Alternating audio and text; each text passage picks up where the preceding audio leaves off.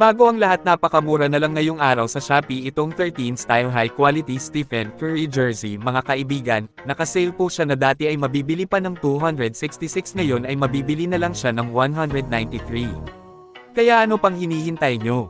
Check out na agad small to XL yung size na available, pakipindot na lang ng link na nakapin sa comment section.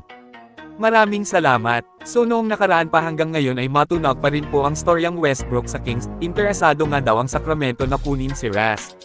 Noong nilatagan ng offer ng Kings ang Warriors para makuha si JK, kasabay doon ng balitang kukunin din nila si Westbrook.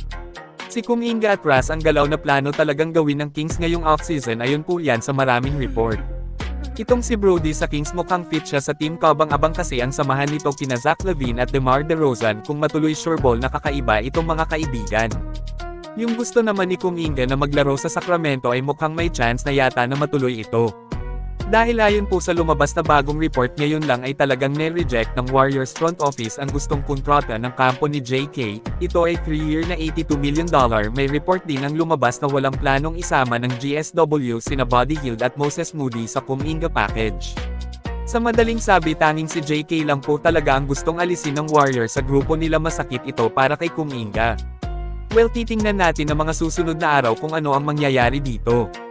Tungkol naman kay Al Horford sa Dubs ay willing nga daw itong maghintay sa gold-blooded, dalawang plano na isa ang matutuloy para kay Al, yun ang magretiro at mapunta sa GSW. Maghihintay ibig sabihin kumpirmadong gusto ni Horford na maglaro sa GSW next season. Magandang balita ito para sa lahat ng mga fans ng Golden State Warriors dyan. Yan lang po muna sa ngayon, isang mabilis na update lang.